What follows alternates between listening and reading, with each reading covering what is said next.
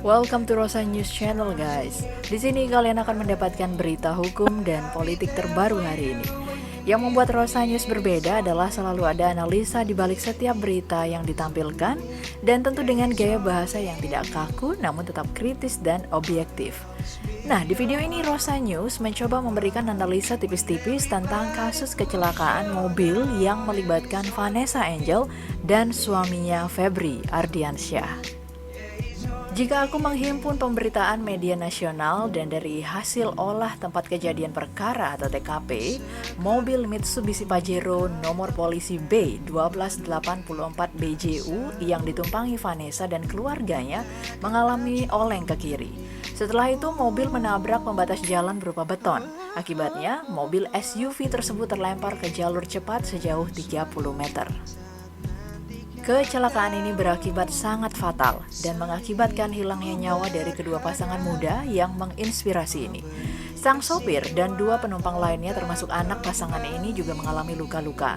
Berdasarkan laporan polisi, jika dilihat dari kondisi kerusakannya, kendaraan tersebut melaju lebih dari 100 km per jam. Tetapi, kesimpulan ini merupakan kesimpulan awal dan perlu dilakukan proses penyelidikan lebih lanjut. Dari kasus kecelakaan ini sebenarnya ada 3 pihak yang bisa dimintakan pertanggungjawaban. Pertama, tentu saja sang sopir yang dari pengakuan awal mengemudikan kendaraan tersebut dalam kondisi mengantuk. Pihak kedua adalah pabrikan mobil Mitsubishi. Tentu hal ini harus dibuktikan melalui pemeriksaan lebih lanjut. Apabila ditemukan kerusakan atau cacat dalam struktur rangka ataupun kondisi mesin, tentu pembuat mobil bisa dimintakan pertanggungjawaban. Yang terakhir, tentu saja pihak pengelola jalan tol. Apabila terbukti ada kondisi konstruksi jalan yang berbahaya dan membahayakan para pengendara di jalan tol tersebut. Kemudian harus diselidiki pula apakah kecelakaan ini seperti telah sering terjadi atau hanya baru sekali ini saja. Khususnya di lokasi kejadian kecelakaan mobil Vanessa. Dari 3 pihak yang dapat dimintakan pertanggungjawaban, aku cenderung mengatakan ada potensi kelalaian yang dilakukan oleh sang sopir. Jika terbukti dia menyetir karena keadaan mengantuk, tentu pertanyaan selanjutnya, kenapa mengantuk? Apakah kurang tidur? Kalau kurang tidur karena apa? Karena begadang, karena kongko-kongko sampai malam, atau karena pengaruh alkohol? Terdapat indikasi lain jika sang sopir mengendarai mobil dalam kecepatan sangat tinggi. Hal ini dibuktikan dengan unggahan story di medsosnya yang langsung dihapus usai kecelakaan ini terjadi.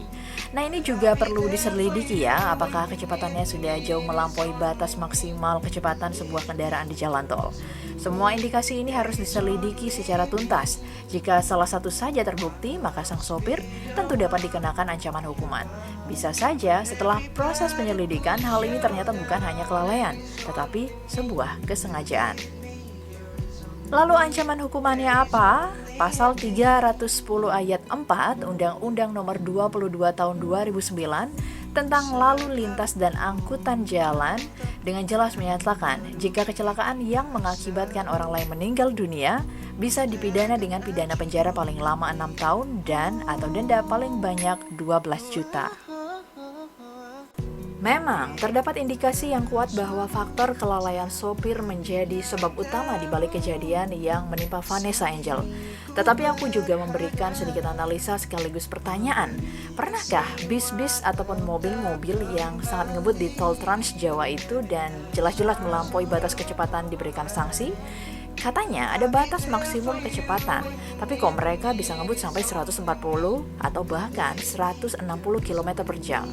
Dan bukannya ini kejadian yang berulang-ulang? Bisa nggak ya kira-kira dibuat aturan jika nanti kendaraan-kendaraan yang ngebutnya ampun-ampun itu di pintu exit tol langsung diberikan penindakan, minimal dendalah. Poinku adalah buat apa ada aturan batas maksimum kecepatan tetapi nggak pernah ada penegakan hukum. Paling enggak, risiko kecelakaan dapat diminimalkan dengan penegakan aturan yang lebih tegas. Begitulah kira-kira. Oke guys, sekian dulu berita santainya di hari ini ya. Dan many thanks for watching Rosa News. Semoga ada informasi dan pengetahuan baru yang aku sampaikan di video ini.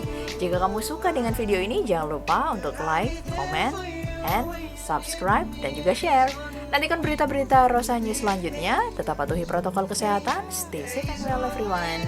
Bye!